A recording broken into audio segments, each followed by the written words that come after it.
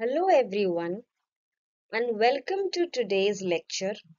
आज है botany lecture series का day 2 and today we will look into the introduction to algae but from a historical perspective. Basically, timeline of contributions by various taxonomists in the field of biology. कल के lecture में हमने Linnaeus का to kingdom classification देखा था जिसमें उन्होंने living organisms को दो मेजर किंगडम्स में डिवाइड किया था, plant kingdom and animal kingdom, and he further divided plant kingdom into 25 classes, जिसमें से एक क्लास थी क्लास क्रिप्टोगैमिया, जिसमें उन्होंने सारे फ्लावरलेस प्लांट्स को प्लेस किया था।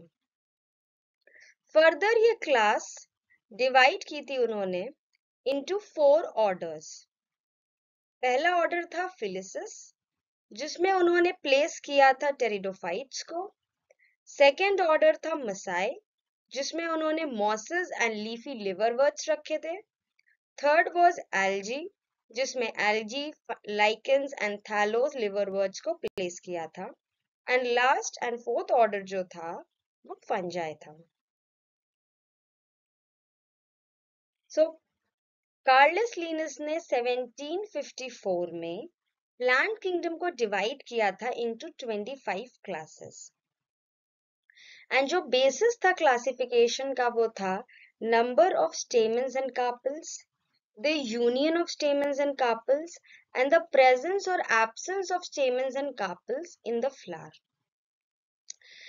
क्योंकि उन्होंने सिर्फ सेक्सुअल कैरेक्टर्स को प्लांट के कंसिडर किया था बहुत ही सुपरफिशियल लेवल पे, इसीलिए उनके क्लासिफिकेशन को artificial system of classification consider किया जाता है। Now what is a artificial system of classification? तो आर्टिफिशियल सिस्टम ऑफ क्लासिफिकेशन वो क्लासिफिकेशंस होते हैं जिनमें जो टैक्सोनमिस्ट्स होते हैं वो सिर्फ काफी सुपरफिशियल मॉर्फोलॉजिकल कैरेक्टर्स को कंसिडर करते हैं, फ्यू ऑब्जर्वेबल कैरेक्टर्स को कंसिडरेशन में ले लेते हैं, या जैसे कि हैबिटेट ले लिया एक कंसिडरेशन में कि प्लांट को डिवाइड कर दिया into herbs, shrubs and trees, और उनकी कोई अदर जो important phylogenetic relationships and etcetera features होते हैं उनको बिल्कुल कंसिडर नहीं किया जाता है। इस तरह के क्लासिफिकेशन को आर्टिफिशियल सिस्टम ऑफ क्लासिफिकेशन कहते हैं।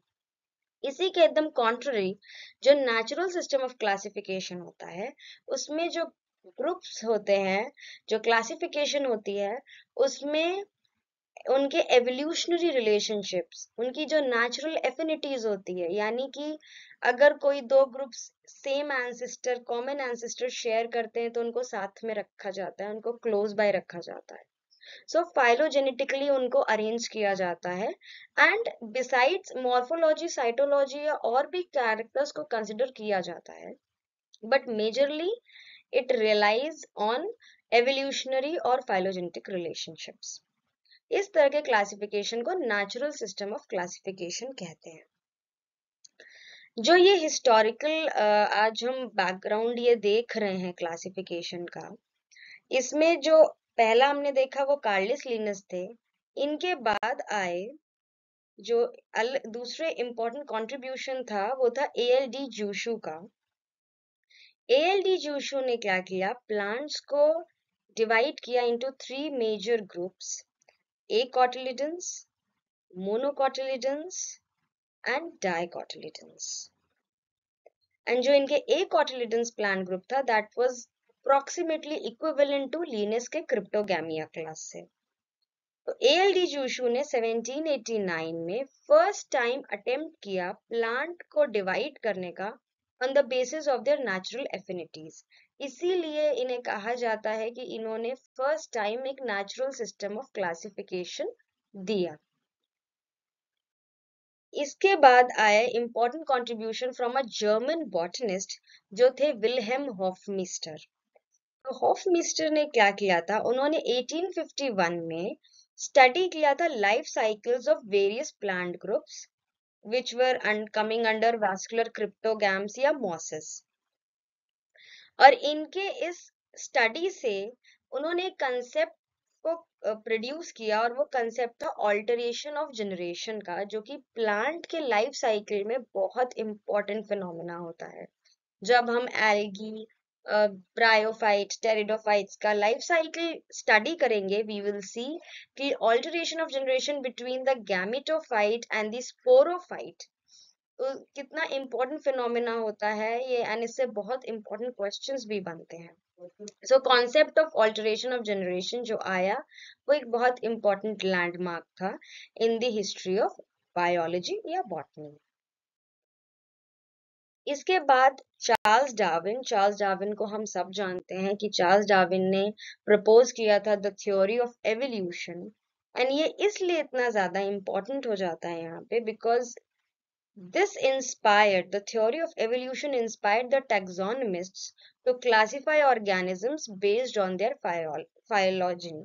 जो अभी तक लोग इग्नोर कर रहे थे, फाइलोजेनेटिक रिलेशनशिप को इतना कंसिडर नहीं कर रहे थे, वो चीजें अब आने लगी ज्यादा ट्रेंड में, और प्लांट्स को अब अरेंज करने लगे वो from progressive evolution view point से in ascending order. That is classification में जो सबसे प्रिमिटिव प्लांट्स होते थे उनको एकदम स्टार्टिंग में रखा जाता था, and they were followed by advanced plant groups.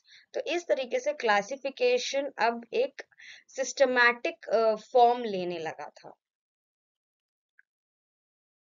And lastly जो सबसे इम्पोर्टेंट आया है कंट्रीब्यूशन फ्रॉम इकलर, और इकलर ने क्या किया था, A.W. इकलर ने, उन्होंने प्लांट किंगडम को क्लासिफाई किया first of all into cryptogamia and फेनेरोगैमी।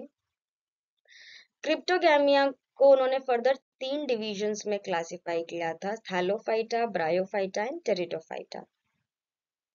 And thallophyta में फर्दर उन्होंने सब डिवाइड किया था उसको into 2 classes, algae and fungi. On the other hand phanerogamia में उन्होंने रखे थे डिवीजन जिम्नोस्पर्मी एंड एंजियोस्पर्मी, और एंजियोस्पर्मी में उन्होंने 2 क्लासेस रखी थी, मोनोकॉटिली एंड डाइकॉटिली। एंड ये क्लासिफिकेशन उन्होंने दिया था 1886 में। कल हम क्रिप्टोगैम्स और फेनेरोगैम्स के बारे में हमने अच्छे से डिस्कशन किया था, अगर आपने वो लेक्चर नहीं देखा है तो प्लीज उसको जा करके देख लीजिए। सो क्रिप्टोगैम्स एंड फेनेरोगैम्स का कंसेप्ट आपको क्लियर हो जाएगा। सो इसमें जो थैलोफाइटा ग्रुप था क्रिप्टोगैमिया के अंदर, अगर हम उसके कुछ कैरेक्टरिस्टिक्स देखें, जनरल कैरेक्टरिस्टिक्स, वो क्या होते हैं, ये थैलोफाइट्स में जो प्लांट बॉडी होती है that is not differentiated into root, stems and leaves, ये भी हमने कल के लेक्चर में डिस्कस किया था। And they lack tracheary elements, उनके अंदर वाटर कंडक्शन के जो टिश्यूज होते हैं वो डेवलप नहीं होते हैं, टोटली एब्सेंट होते हैं। इसके अलावा उनमें they lack the embryo stage also, उनमें जाइगोट प्रोड्यूस होता है, एंड जाइगोट इमीडिएटली डिवाइड करके रेस्ट फेज में नहीं जाता है, एम्ब्रियोनिक स्टेज में नहीं जाता है, and it starts dividing and वो एडल्ट फॉर्मेशन में लग जाता है। एंड लास्टली जो सेक्सुअल कैरेक्टर्स सेक्सुअल स्ट्रक्चर्स जो होते हैं वो रेंज करते हैं फ्रॉम यूनिसेलुलर टू मल्टीसेलुलरिटी, बट उनमें जैकेट्स नहीं होते हैं। नाउ ये थैलोफाइटा के मैं जो यहाँ पे डिस्कस कर रही हूँ कैरेक्टर्स, वो बहुत ज्यादा इम्पोर्टेंट हो जाता है क्योंकि ये ही same characters are shown by the algae group. Algae group में यही कैरेक्टर्स फिर रिपीट होने वाले हैं अभी।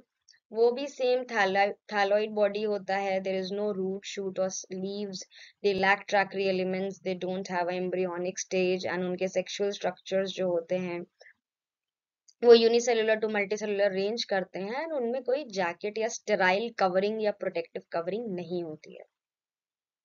सो एल्गी के जनरल कैरेक्टर्स को डिस्कस करने से पहले मैं ये थोड़ा सा इंट्रोडक्शन एक लेना चाहती थी, so that we can have a proper background about the topic, and हमें फिर चीजें आगे समझने में और आसानी होगी।